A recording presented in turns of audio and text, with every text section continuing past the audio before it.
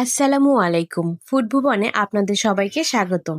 ঘরে যদি থাকে মাত্র একটি ডিম আর 2 পিস পাউরুটি, তাহলে খুব সহজে এবং মাত্র কয়েক মিনিটে তৈরি করা যায় এমন একটি মজাদার বিকালের নাস্তা। যারা ঝটপট কিছু খেতে চান বা বাচ্চাদের জন্য সহজ নাস্তা বানাতে চান, তাদের জন্য এই রেসিপিটি একদম পারফেক্ট।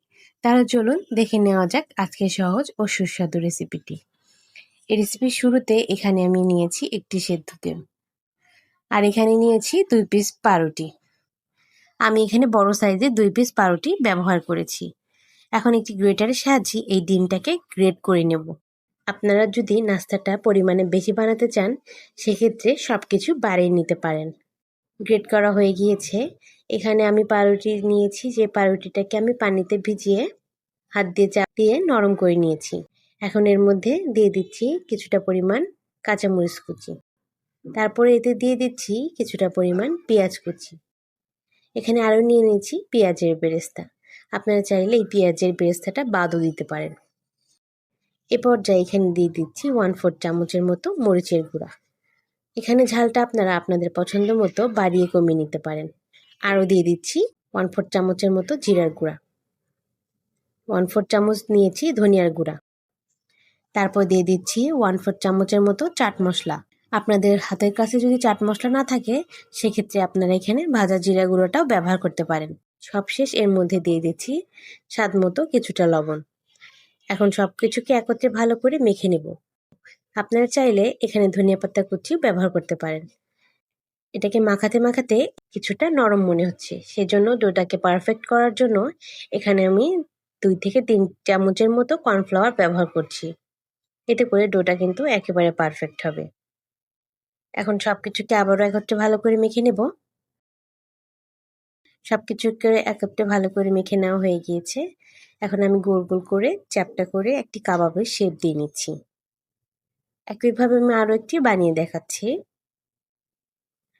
এক এক করে সবগুলো নাস্তা শেপ দেওয়া হয়ে গিয়েছে। এখন এগুলোকে আমি ব্রেড ক্রামে কোট করে নিচ্ছি। এগুলোকে এক পাশ ব্রেড ক্রামে কোট করা হয়ে গেলে অপর পাশেও কোট করে নিচ্ছি। দুই পাশে দেখতে পাচ্ছেন সুন্দর মতো কোট করা হয়ে গিয়েছে। এক এক করে আমি বাকিগুলোও কোট করে নিয়েছি। এখন এগুলোকে ভেজে নেওয়ার পালা। এজন্য কড়াইয়ে পর্যাপ্ত পরিমাণ তেল দিয়ে তেলটাকে গরম করে নিয়েছি। তেলটা গরম হয়ে গেলে এক এক করে সবগুলো নাস্তা এর মধ্যে দিয়ে দিচ্ছি। যখন এগুলোকে তেলে দিবেন, তখন অবশ্যই কিন্তু তেলটা গরম হতে হবে। তা না হলে তেলটা যদি অল্প গরম থাকে, তাহলে কিন্তু এই কোটিংটা খুলে যাওয়ার সম্ভাবনা থাকে। এখন এটাকে এক পাশ ভেজে নেব। এক পাশ ভাজা হয়ে গেলে এটাকে উল্টে দিচ্ছি।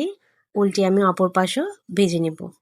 এভাবে 2টি পাশ উল্টে পাল্টে সুন্দর মতো গোল্ডেন কালার করে ভেজে নেব। আমি এগুলোকে একটু সময় নিয়ে উল্টে পাল্টে ভেজে নিচ্ছি। এতে করে বাহিরটা কিন্তু অনেকটা ক্রিস্পি হবে, আর ভেতরটাও কিন্তু সুন্দর মতো কুক হয়ে যাবে। সব পাশ ভাজা হয়ে গিয়েছে আর সুন্দর একটি কালার চলে এসেছে।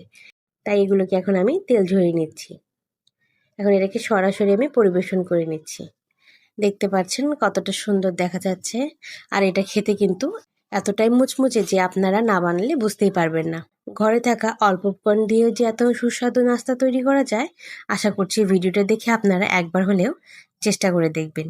যদি রেসিপিটি একটু হলেও ভালো লেগে থাকে, তাহলে ভিডিওটিতে একটি লাইক দিন, প্রিয়জনের সাথে শেয়ার করুন এবং ফুড ভুবন চ্যানেলটাকে সাবস্ক্রাইব করে আমার চ্যানেলের পাশেই থেকে যাবেন। আবারও দেখা হবে নতুন নতুন ও মজার রেসিপি নিয়ে। ততক্ষণ সবাই ভালো থাকবেন, সুস্থ থাকবেন। আল্লাহ হাফেজ।